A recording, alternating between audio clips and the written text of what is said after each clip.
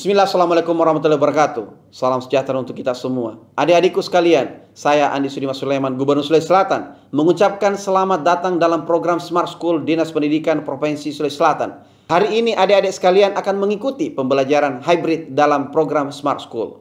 Aplikasi Smart School adalah sebuah pendekatan dengan tetap mengedepankan sebuah pendidikan dengan digital approaching, untuk kemudian mengedepankan kualitas dan mutu pendidikan yang diterima siswa secara seragam di seluruh wilayah Sulawesi Selatan, termasuk di pelosok-pelosok. Program ini bukan hanya memberikan kepada adik-adik sekalian pengalaman belajar yang baru, namun juga memberikan fasilitas kebutuhan dengan fitur bermanfaat seperti rekaman video pembelajaran yang dapat diulang, trik-trik penyelesaian soal, ujian-ujian, serta sarana konsultasi pembelajaran dari guru-guru terbaik di Sulawesi Selatan. Sering-sering mengakses aplikasi Smart School melalui gawai yang adik-adik sekalian miliki di setiap kesempatan yang dimiliki. Untuk seluruh adik-adikku sekalian yang saya cintai, saya banggakan, selamat belajar dan semoga ilmu yang didapatkan bermanfaat untuk menambah pengetahuan pendidikan adik-adik sekalian. Salam kita pada salam. Assalamualaikum warahmatullahi wabarakatuh. Salam sejahtera untuk kita semua.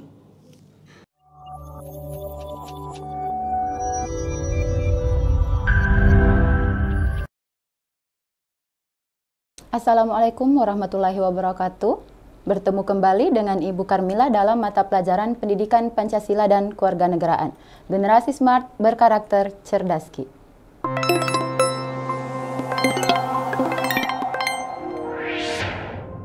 Baik, hari ini kita akan melanjutkan pembelajaran kita dalam materi partisipasi masyarakat dalam melindungi dan menegakkan hukum di Indonesia. Ya, materi ini masih ada dalam KD 3.2. Yaitu mengevaluasi praktik perlindungan dan penegakan hukum untuk menjamin keadilan dan kedamaian.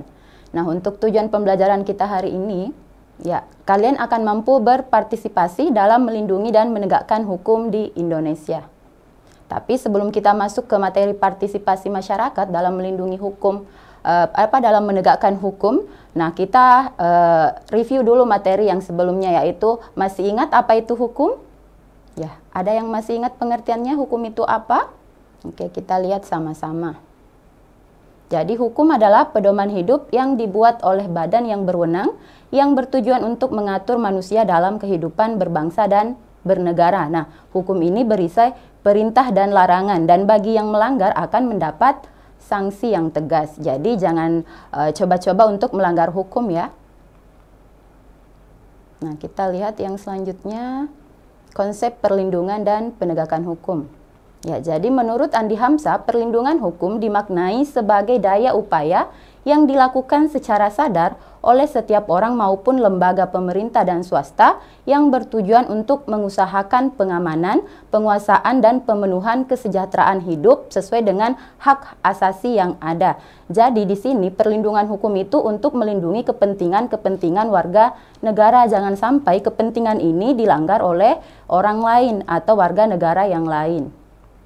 Kemudian yang selanjutnya, menurut Simanjuntak, perlindungan hukum sebagai segala upaya pemerintah untuk menjamin adanya kepastian hukum serta memberi perlindungan kepada warganya agar hak-haknya sebagai seorang warga negara tidak dilanggar ya. Jadi perlindungan hukum ini sebenarnya untuk melindungi hak-hak kita sebagai warga negara jangan sampai dilanggar oleh orang lain. Iya, karena setiap warga negara ini kan memiliki kepentingan ya. Nah, kepentingan ini kadang berbenturan dengan kepentingan orang lain. Nah, disitulah seringkali terjadi percekcokan dan sebagainya. Maka hadirlah hukum di sini untuk melindungi hak-hak kita sebagai warga negara. Nah, kemudian perlindungan hukum ini juga memiliki unsur-unsur seperti apa yang dikatakan dengan perlindungan hukum ketika ini sudah memenuhi beberapa unsur. Nah, mari kita lihat unsur-unsur perlindungan hukum.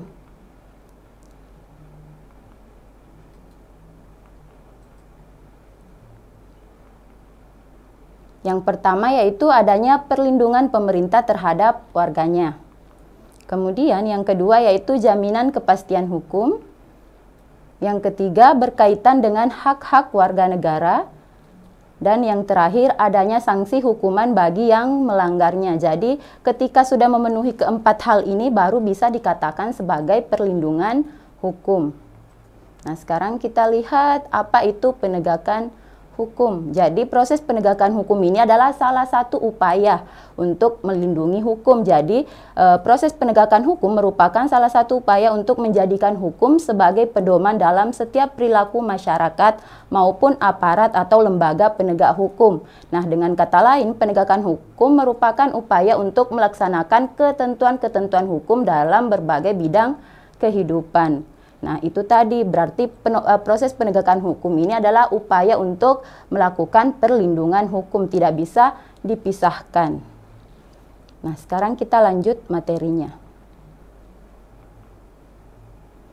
Pentingnya perlindungan hukum. Kenapa perlindungan dan penegakan hukum ini sangat penting? Kira-kira masih ada yang ingat?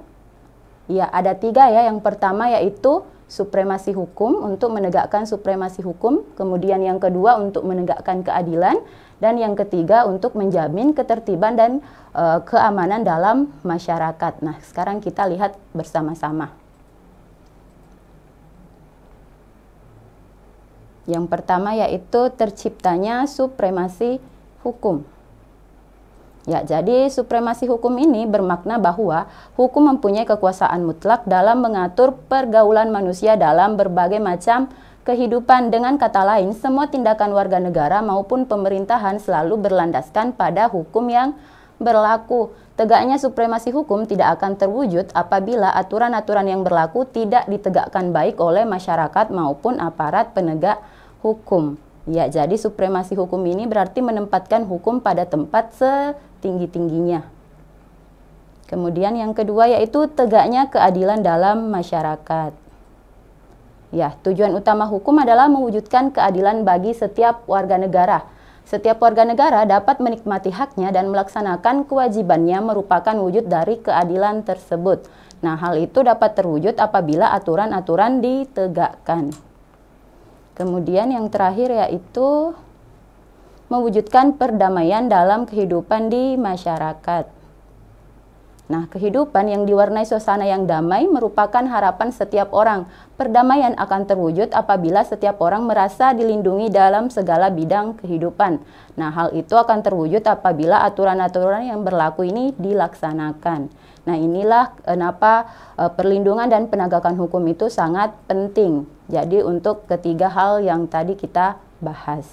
Nah, sekarang kita lanjut materinya ke ini.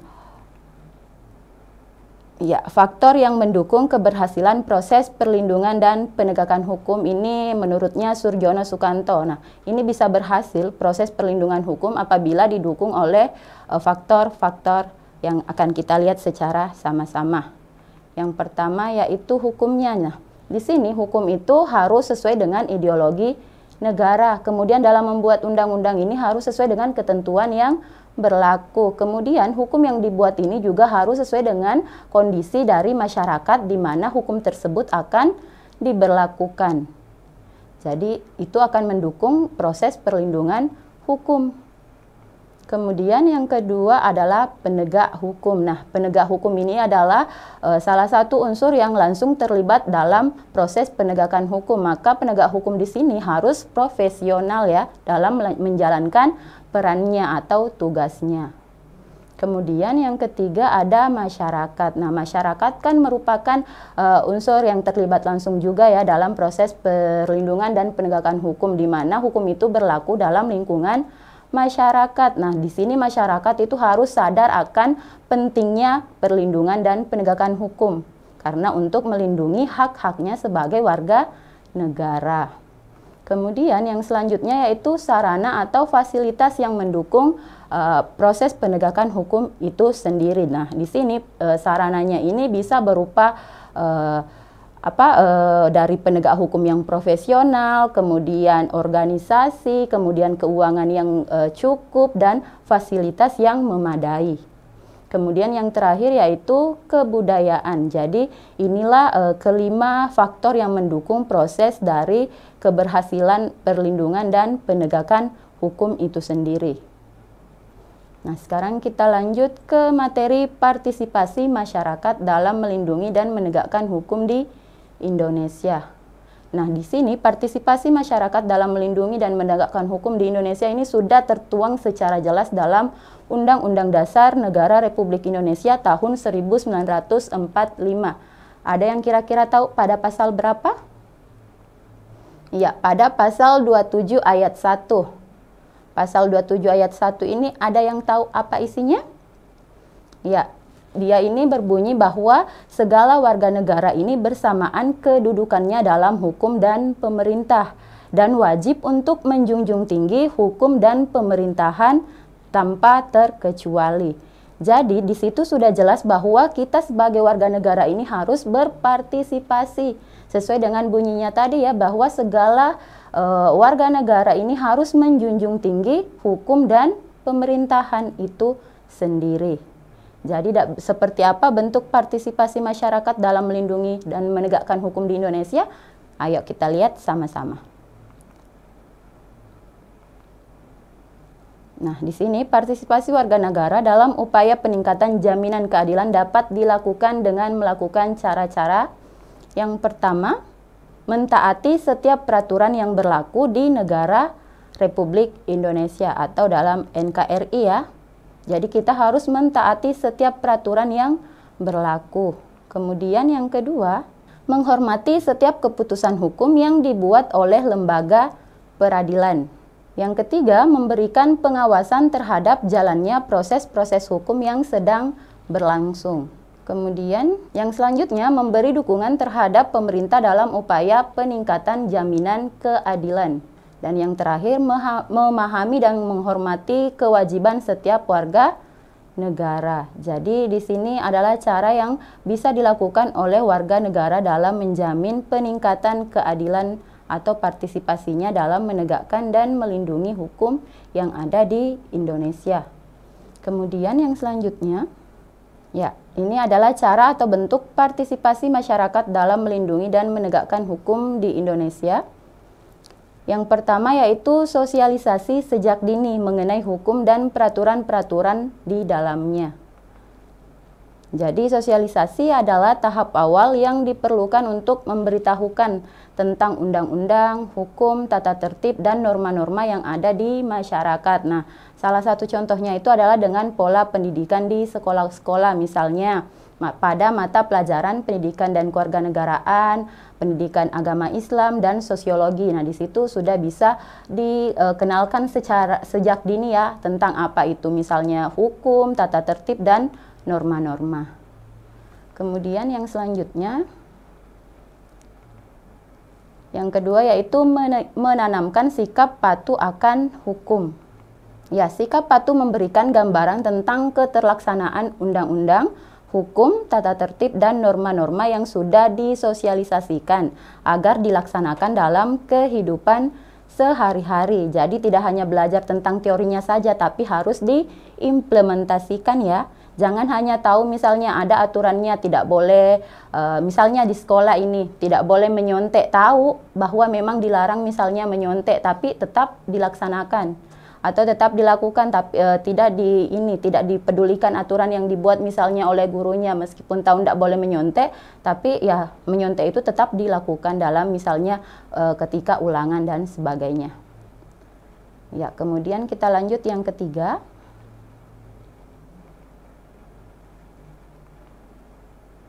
Membangun kesadaran hukum sejak dini.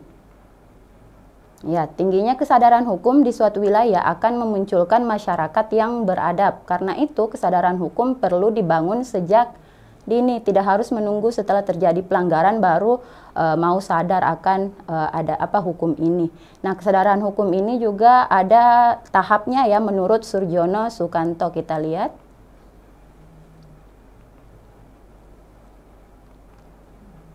Nah, yang pertama yaitu pengetahuan hukum. Nah, di sini berarti sudah tahu bahwa ada aturan. Kemudian yang kedua, pemahaman. Jangan hanya tahu tapi tidak paham bahwa aturan ini harus misalnya dilakukan. Kemudian yang ketiga, sikap hukum. Nah, setelah tahu kemudian paham ya kita harus mengambil sikap ya terhadap hukum itu bahwa kita harus mengindahkan aturan. Kemudian yang selanjutnya pola perilaku hukum. Nah, kita di sini harus bersikap sesuai dengan hukum yang ada atau yang berlaku. Nah, ini adalah tahap dari suatu kesadaran hukum oleh masyarakat. Ada 4, yaitu tahu dulu, kemudian pahami, kemudian mengambil sikap, dan berperilaku sesuai dengan hukum yang berlaku. Jadi kalau sudah melakukan keempat hal ini, otomatis masyarakat akan damai dan sejahtera ya, karena semuanya sudah sadar akan apa itu hukum. Iya.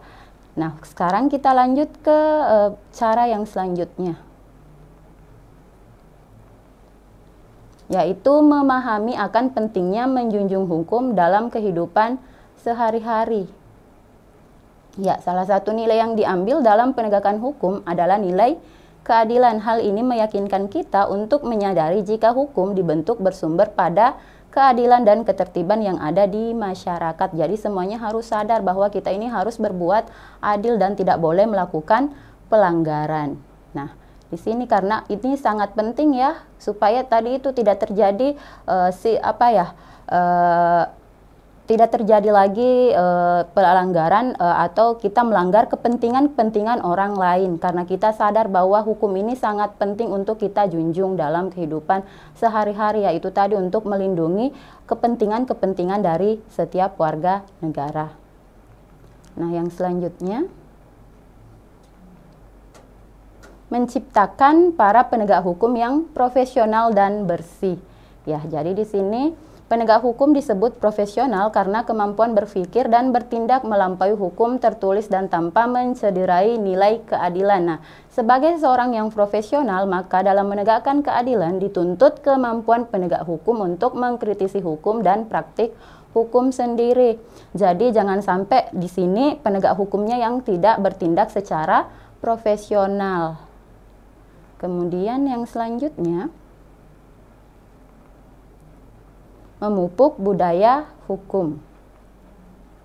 Ya, budaya hukum adalah istilah yang digunakan untuk menjelaskan hubungan antara perilaku sosial dalam kaitannya dengan hukum. Secara akademis, budaya hukum mengkaji peran dan aturan hukum dalam suatu masyarakat. Nah, di sini kalau orang sudah membudayakan hukum, berarti ini hidup akan sangat damai dan sudah adil, pasti tertib. Oke, kita lanjut ke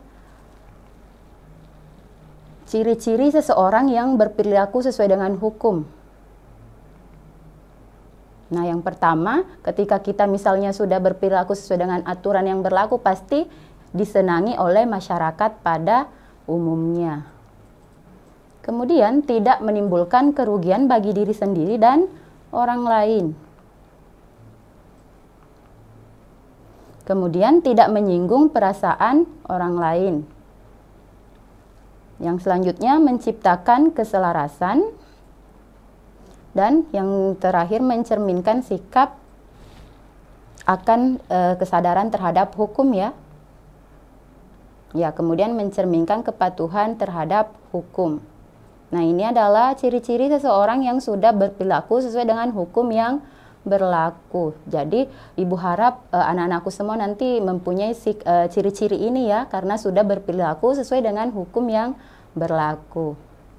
Nah, sekarang kita lihat contoh perilaku yang mencerminkan kepatuhan terhadap hukum yang berlaku dalam berbagai lingkungan kehidupan. Nah, di sini kita akan lihat bagaimana sih perilaku yang mencerminkan patuh terhadap hukum itu sendiri. Nah, kita lihat yang pertama di lingkungan keluarga.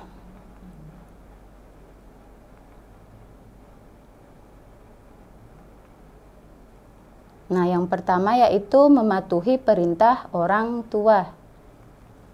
Ya, jadi kalau sudah patuh terhadap perintah orang tua, berarti kita ini sudah berperilaku sesuai dengan hukum atau aturan yang berlaku dalam keluarga. Kemudian ibadah tepat waktu. Ya, kemudian yang ketiga menghormati anggota keluarga yang lain seperti ayah, ibu, kakak, adik dan semuanya ya, dan sebagainya yang misalnya tinggal di rumah kita. Kemudian yang selanjutnya melaksanakan aturan yang sudah disepakati oleh keluarga. Ya, karena dalam kehidupan di lingkungan keluarga kadang kan ada ya aturan-aturan misalnya yang memang diberlakukan. dalam rumah itu sendiri oleh misalnya ibu dan bapak. Jadi kita harus patuh terhadap aturan yang sudah diterapkan oleh orang tua. Nah, sekarang kita lanjut di lingkungan sekolah. Yang pertama, menghormati kepala sekolah, guru, dan karyawan lainnya. Ya, jangan hanya misalnya hormat kepada kepala sekolahnya dan gurunya, tapi semua karyawan yang ada di sekolah juga kita harus hormat. Kemudian yang kedua, memakai seragam yang telah ditentukan. Ya, jangan misalnya seragamnya sudah ditentukan tapi pakai lagi pakaian yang lain. Kemudian yang ketiga, tidak menyontek ketika ulangan. Nah, ini yang kayaknya sudah menjadi budaya ya dalam sekolah, ketika ulangan itu banyak sekali yang menyontek. Kemudian yang selanjutnya, memperhatikan penjelasan guru. Ya, jadi ketika gurunya lagi menjelaskan, kita perhatikan. Yang selanjutnya, mengikuti pelajaran sesuai dengan jadwal yang berlaku. Nah, kita lanjut ke kehidupan di lingkungan masyarakat. Yang pertama yaitu melaksanakan setiap norma yang berlaku di masyarakat ya. Jadi ketika misalnya ada aturan di lingkungan tempat tinggal kalian itu ya kalian harus laksanakan, harus dipatuhi. Kemudian bertugas ronda misalnya. Kemudian yang ketiga, ikut serta dalam kegiatan kerja bakti. Kemudian yang keempat, menghormati keberadaan tetangga di sekitar rumah ya. Dan terakhir, tidak melakukan perbuatan yang menyebabkan kekacauan di masyarakat seperti misalnya tawuran, judi, dan mabuk-mabukan. Iya. Ini dalam kehidupan di lingkungan masyarakat ya. Selanjutnya, dalam kehidupan di lingkungan berbangsa dan bernegara. Nah, yang pertama yaitu bersikap tertib ketika berlalu lintas di jalan raya. Kemudian memiliki KTP. Kemudian memiliki SIM. Bagi yang memang sudah cukup umur dan mempunyai kendaraan harus punya SIM ya. Kemudian yang keempat, ikut serta dalam kegiatan pemilu. Ya, jangan sampai ada yang golput misalnya ketika sudah menjadi pemilih tetap, ya harus menggunakan suaranya atau hak pilihnya. Kemudian membayar pajak. Nah, ini nanti ketika misalnya kalian sudah berpenghasilan, kemudian punya banyak harta misalnya, rumah dan sebagainya, tanah, itu harus dibayar ya pajaknya. Kemudian membayar retribusi parkir. Nah, ini dalam kehidupan di lingkungan berbangsa dan bernegara. Nah, ini adalah ciri-ciri ketika kalian sudah melaksanakan hal ini, berarti kalian adalah orang yang patuh terhadap hukum. Ya, jadi untuk materinya, tadi itu sudah ya, kita lanjut ke latihan soal. Jadi Ibu harap tadi diperhatikan supaya nanti ini soalnya bisa dijawab. Nah, kita lihat yang pertama. Ya, seluruh masyarakat wajib berpartisipasi dalam perlindungan dan penegakan hukum di Indonesia sesuai dengan isi Undang-Undang Dasar Negara Republik Indonesia tahun 1945 pada pasal berapa? Tadi ada yang mendengarkan penjelasannya Ibu berarti langsung tahu jawabannya ya. Yang pertama atau A yaitu pasal 27 ayat 1. Yang B pasal 27 ayat 2. C pasal 27 ayat 3. Kemudian D pasal 30 ayat 1. E pasal 30 ayat 2. Oke, berarti kita jawab saja ya. Jawabannya benar tadi ya dari SMA Negeri 7 Luwut Timur, pasal 27 ayat 1. Sekarang kita lanjut ke soal berikutnya. Yang lain ikut jawab juga ya.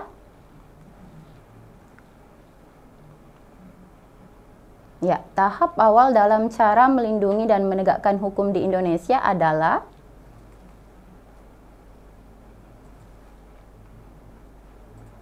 A. Menanamkan sikap patuh pada akan hukum. B. Mensosialisasi sejak dini mengenai hukum dan peraturan-peraturan di dalamnya.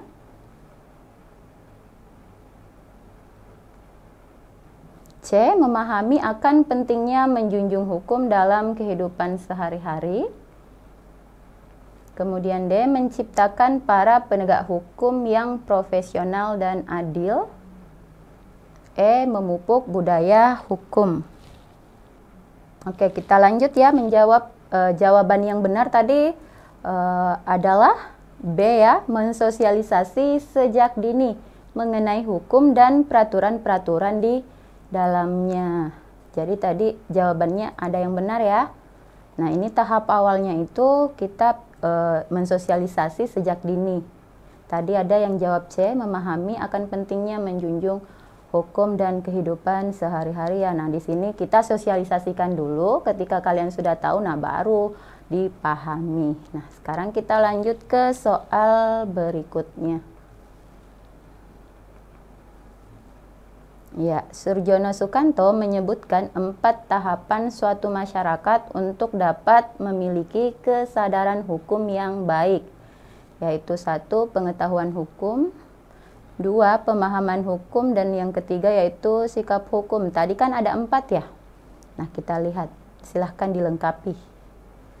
A. Keterampilan hukum. B. Pola perilaku hukum.